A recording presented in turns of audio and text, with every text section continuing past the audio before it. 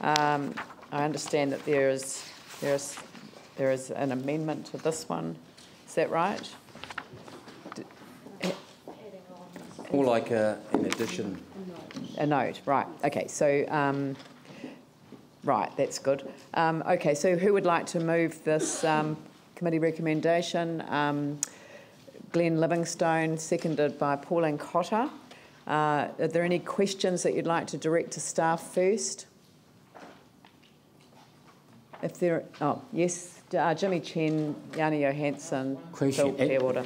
Regarding to the time frame of the RFP evaluation, here mentioned the evaluation panel review for 4 weeks, but the staff recommendation in here 6.2 emphasize evaluate by staff and return to the recommendation to council as soon as practical. What's the relationship between these two time frames?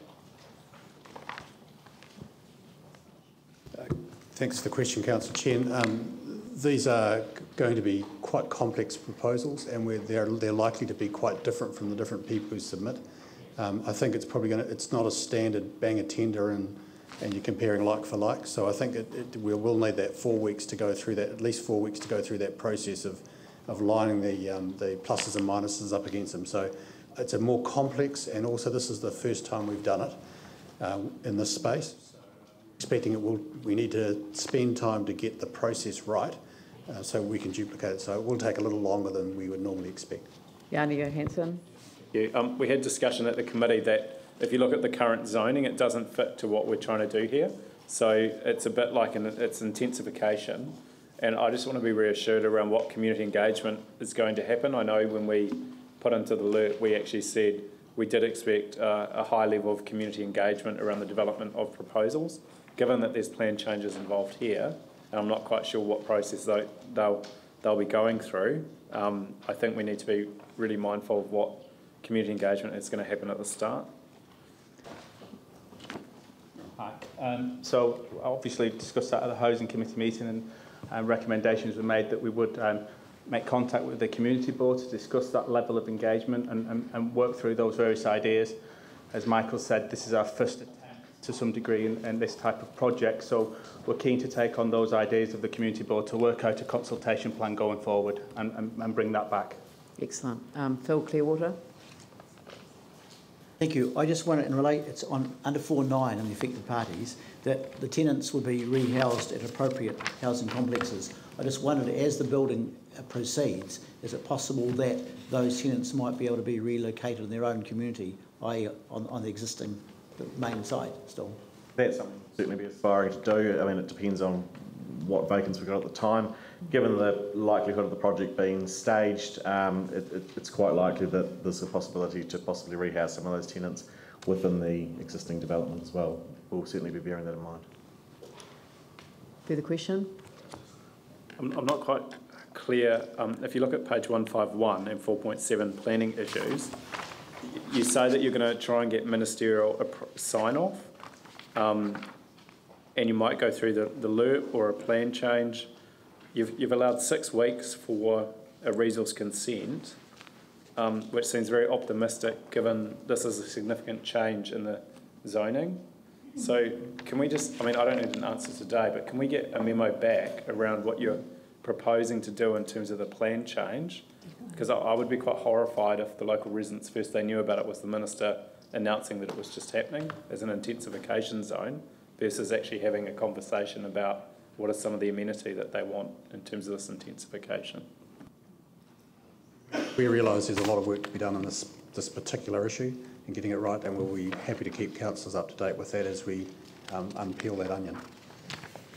But have you got the go-ahead in terms of the exemplar process? You know, like, so it will be one of the exemplars that were indicated in the discussion on the land use recovery plan? We believe that certainly the Housing Committee were keen for that to happen, and I believe there may be an amendment or addition to this resolution from one of those members of that committee to say exactly that. We would like to speak to that at the end of this. Well, I'm wondering whether rather than having it as a note, request that, and in fact, that the last two notes, the first one should be just request that early engagement is undertaken and consider, request that early engagement is undertaken.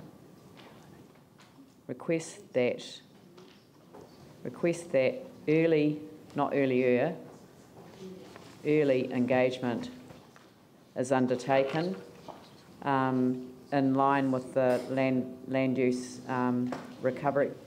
Well, no, actually, take that out. You don't need that. Request that early engagement is undertaken, and then a separate one, request that staff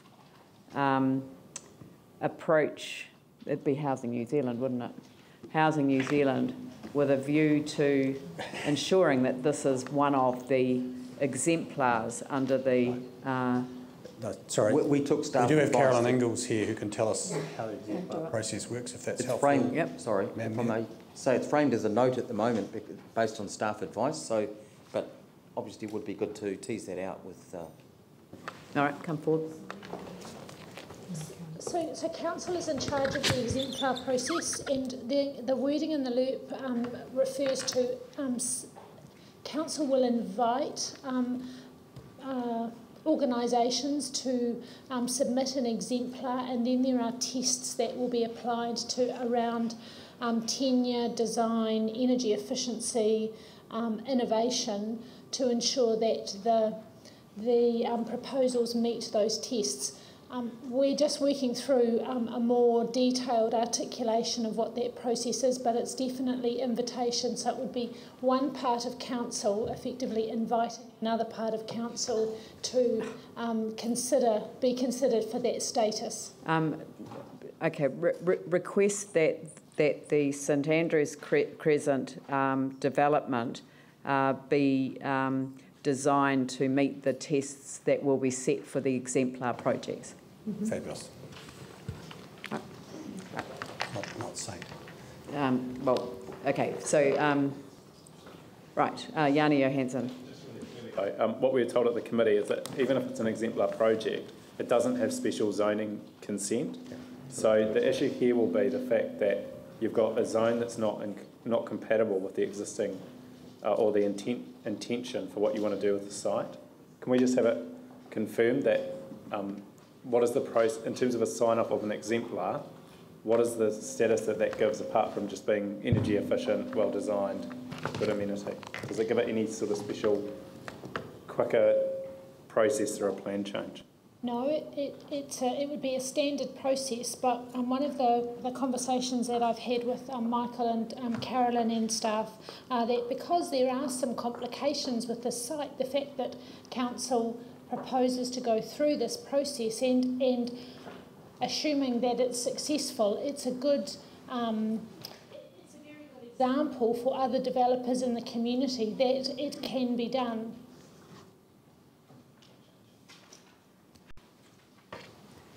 Right. There is no special process around planning. It's the processes that are either set out in the loop or the standard district planning processes. Right. So are there, does anyone want to ask further questions or comment on it? Mine's just a comment in relation to engagement. Could we, where I don't want to just anyone to assume that the engagement is only with the residents, could we add in and the local neighbourhood? Like an example is the school is very nearby, which is really great. With the residents and local community is undertaken. And a community board. We don't use the word stakeholders. Apparently not. Are there any other questions? Would anyone like to comment on the Glenn Livingston? Clarify, is there any intensification in a housing project that we would do that wouldn't come up to exemplar standards? I mean, it's kind of, I've got no problem with it, but I'm assuming that all of our future housing projects would meet those standards. Yeah, that is an ideal, and I think it's good to start this way. Yeah. So, Glenn Livingston. Thank you. If I may, just wish to, and I'll be as efficient as I can. I'd just like to affirm our staff actually, because it's been quite a week, and so I'd like to thank the whole team here for their very quick response to Nellie Hunt, the offer of a 4-bedroom home with 2 bathrooms, and the fact that our staff went to Walton Park with application forms for social housing. Thank you very much. They've cut through all sorts of things to work as efficiently as possible. Also wish to affirm we have a long-standing MOU with Housing New Zealand. The Council adopted the social allocation system used by HNZ in 2004. We do work closely with them. We've had a lot of informal meetings with Housing New Zealand since being elected. We met together yesterday. I imagine we'll be meeting together again prior to Christmas. We have key external partners on the social housing, or rather on the Housing Committee agenda. They're not an agenda item, they're a partner. With this, just to let you know by way of context, there are 3 streams of work with social housing. There's repair and replacement, red zone unit replacement, and the rebuild and partnership program. So that's what this is. And to make, or to give context to this, I invite you to read it in association with the item further down in the agenda about this work stream, which I think it's important you read that just to give it context there. So we're very excited about this. This came to the Housing Committee on Tuesday, and now we're seeking your approval as the Council to issue the RFP to those 12 approved partners specific to the redevelopment of the Andrews Crescent project. This has the potential to add 100 new housing units to be built here through improved site utilisation. And there are many good factors about the site which are contained in the report. The fact it's got good vehicular access, public transport links, that there's an adjacent park and good ground conditions. It's TC2 according to Tonkin and Taylor. And of course we want to start off with an exemplar project, and if I can at this point invite Pauline, who's quite passionate about this too, if I may. Well, I will call Councillor that's not Cotter my if she'd job like to make a contribution. yeah, sure. Councillor Cotter. Thank you. Well, the exemplar status, as we said, it's affordability, mixed tenure, energy efficiency, medium density, innovation and high quality design. So it's very challenging to get all those contained in when you're intensifying a site. So it is a challenge, it's going to be a challenge. The designs will come back for us to look over within all those criteria. And we're looking forward to seeing this as being an innovative model that can be replicated very quickly after this one, and encouraging partners to step up and get on board. I do have concerns with the income-related subsidy requiring people to move on out of their homes if their income circumstances changes. That's something we can address as we go along.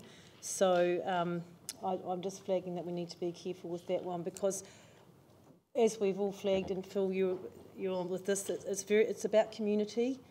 We want to be as minimally disruptive to communities as we can. These people are mostly vulnerable people at the moment.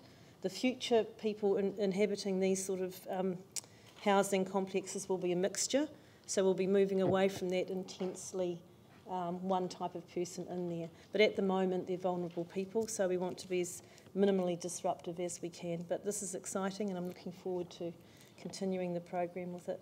Thank you. Thank you. So I'll put the motion. All those in favour say aye. Those opposed say no. Carried. And we move on to the Awatea Residents